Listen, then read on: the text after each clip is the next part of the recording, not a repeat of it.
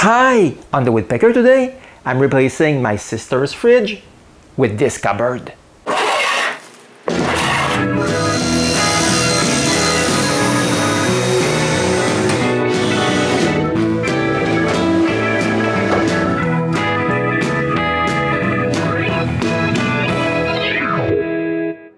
My sister bought a new fridge, but it's bigger than the one she had before.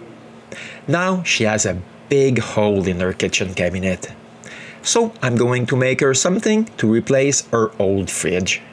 First of all, I take some measurements and draw this. But don't do like I did. Take your measurements in centimeters if you are adding to a modern kitchen. Now I can begin. By the way, this is the first time I'm working with melamine for a kitchen. And it's probably not the way a real pro would do it. The first thing to do is to cut all the pieces according to my plan.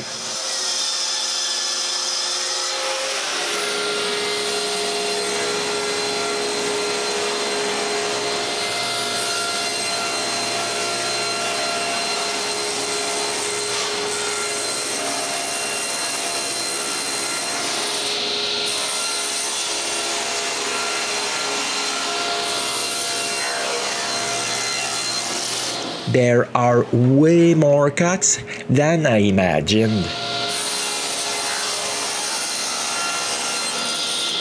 To make sure the sides and back are the same length, I cut them as one thick piece of melamine. Then I can cut the notch for the toe kick. I begin with a rough cut with the jigsaw by cutting just beside the pattern I clamped on top of it. I finish the cut with a router and a pattern bit.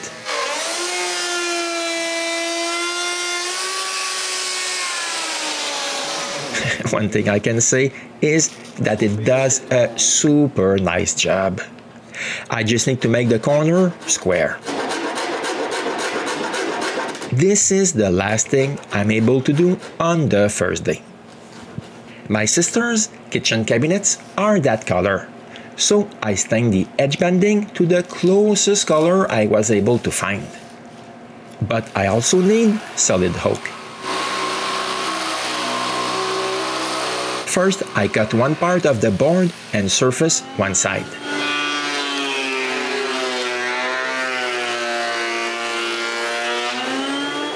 This board is too thick, so I rip it thinner.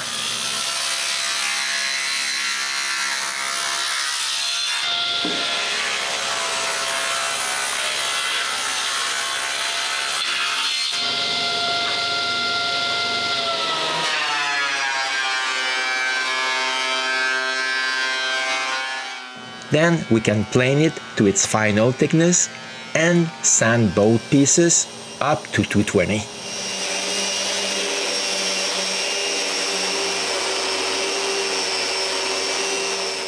Next, I wipe the same stain I used on the edge banding. When I'm done, I leave this to dry. This doesn't take very long because it's a water-based stain. Then I spray varnish on the edge banding. Okay, to be honest with you, this was not a great idea. But for both planks, it was a real time saver.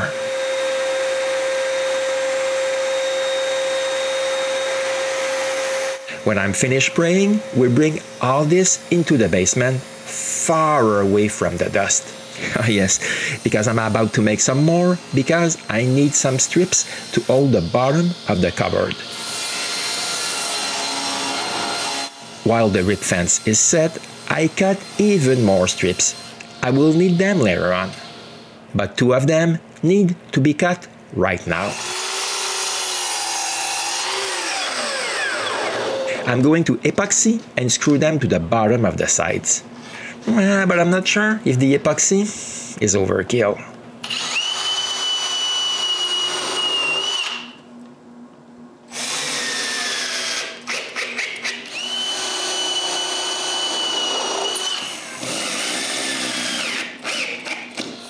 But before assembling the case, I want to drill the shelves holes. I cut a spacer and use it as a guide to drill all the holes.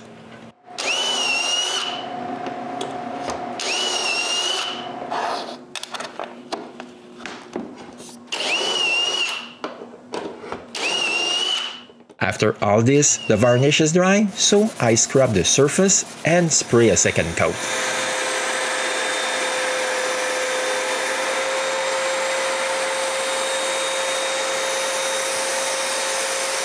We put this back in the basement and start assembling the case.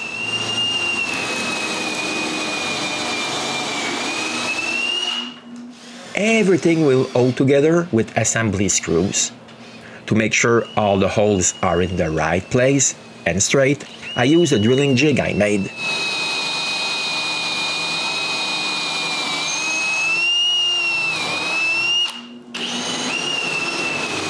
It's not very fast, but at least it's not too complicated.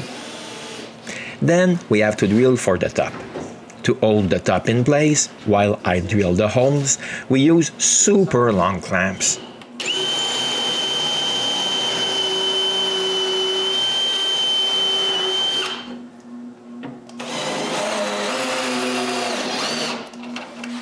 To screw the bottom in place, I need to put the case upright.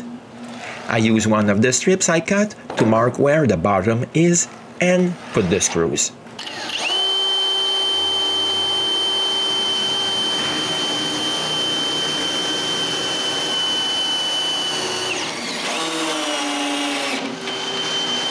This is all we were able to do on the second day. The next day, the varnish is dry. I rip the plank to the size I need for a filler strip between the wall and the case, just like the top cabinet.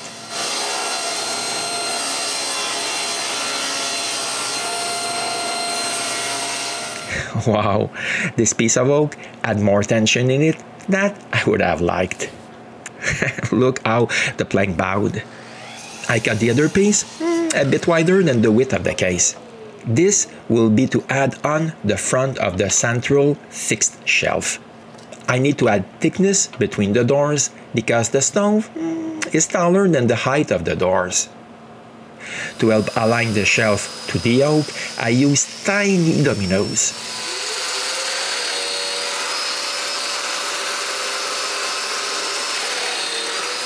I don't glue this right away because I want to add a second layer of oak.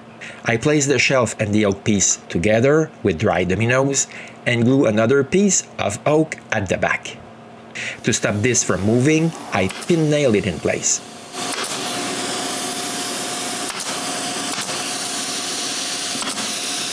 Before removing this, I trace a location where I should cut this layer and add 3 clamps. Now we can disassemble everything. We do this in the reverse order that we assembled it before. When we're done, the glue is dry enough so I can cut the glue up to the right size.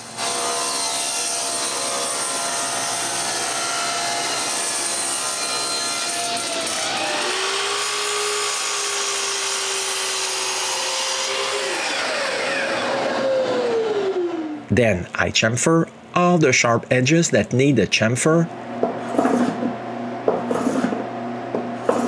And finally, stain the unstained visible parts of this. While the stain dries, we can stick the edge banding on the front of the cabinet. Okay, the varnish doesn't help at all because the rag sticks to it. For the rest, I'm going to use parchment paper on top of the edge banding. And now, disaster. When I use the tool to cut the edge banding, the cutters followed the wood grain, and here's the result. We need to do this again. First, we remove the damaged band and stick another one. But this time around, I use a chisel and follow the wood grain. This gives me way more control. But now, we're missing one edge band. So while I cut the excess, René stains another strip. Frankly, it's way easier to do this with a chisel. But in the end, I need to take care of the corners.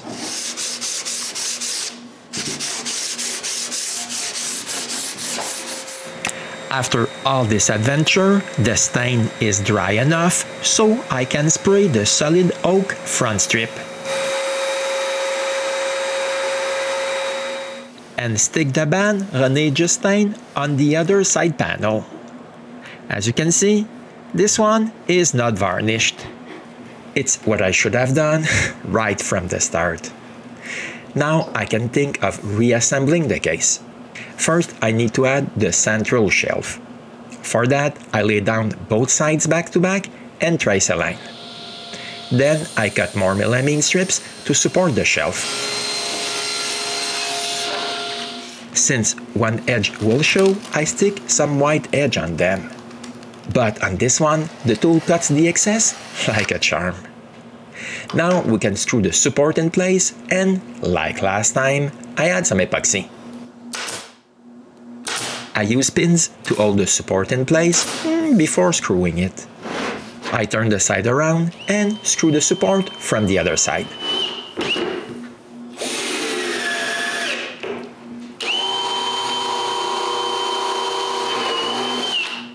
Finally, we can glue the oak support to the front of the central shelf. While the glue dries, we can reassemble the case. But this time around, I drilled some big shallow holes on the left side to have a counterbore hole for the screws heads.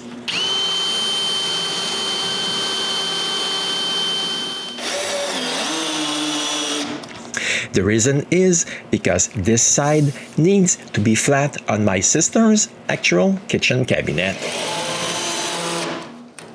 I don't really need this anywhere else. The central shelf is perfect, except that now it's too deep because of the oak. After protecting the varnish, I cut part of the shelf.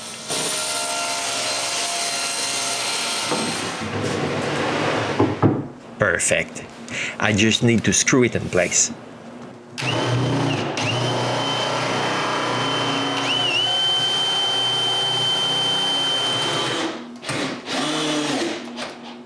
Now I can varnish the edges that don't have varnish on them. In fact, I realized that it's easier like that because the heat from the iron and the varnish don't mix well. This is all we were able to do on the third day.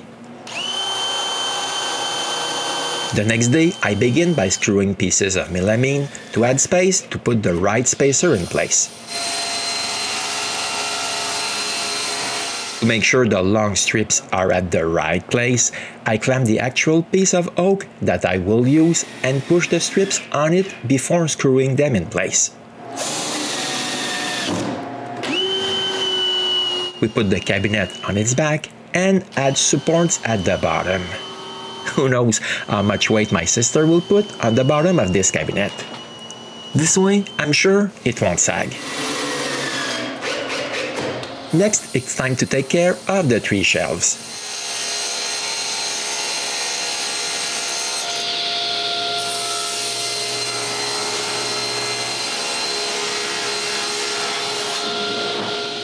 Then, the doors.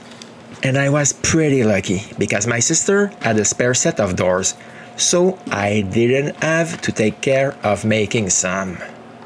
But I still have to install them. So after screwing one part of the hinge on the door, I just have to mark for the screws inside the case and drill pilot holes. Finally, I screw the other part of the hinge in place and put the door. I do the same thing for the other one. But the top doors are way too high on the workbench, so we put the cabinet down. Now it's at a nice height to install the last 2 remaining doors. And here's my sister's future kitchen cupboard. Now we just need to install it. I asked my brother-in-law to help me load the cabinet inside the trailer and we go to his house. There we start with the easy part, putting the cabinet in place.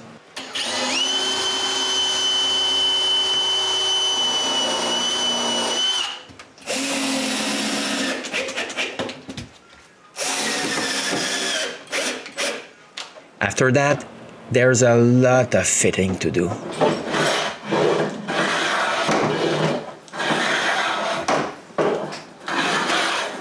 First, the piece of oak that will go between the two cabinets. I cut the thin strip of oak I made back home.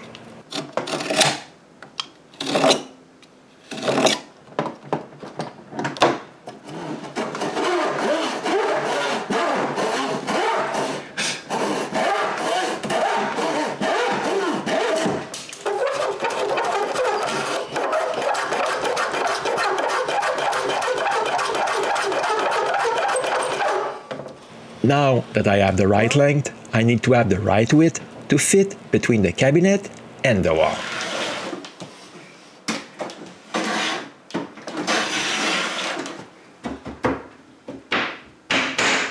After a while, it fits. I just need to make sure it will stay there.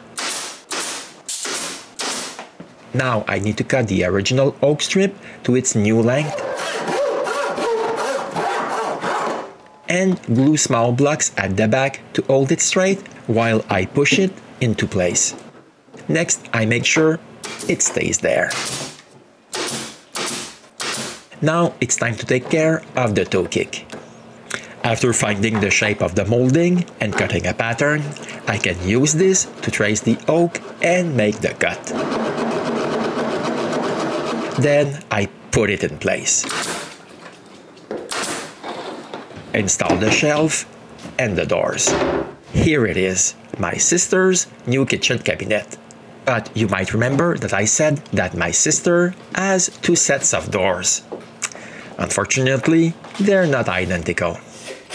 So we're going to swap some doors around to make them identical around the stove. But now she has a lot of doors without pulls. So this is the ideal time to use the kit through position tools sent me. One thing I can say is that on my first try, I'm not disappointed. Drilling 10 holes at the same exact place is a breeze and doesn't take all day.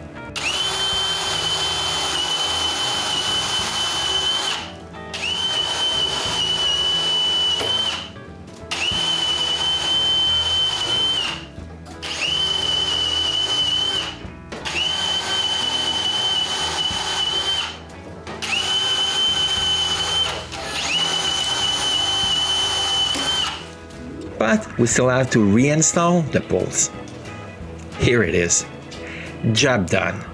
My sister is very happy. For my first time making a kitchen cabinet like this, I'm also happy.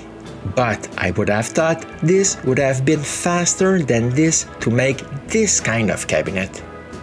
But at least I'm glad with the result. And don't forget to come back for another episode of the Woodpecker.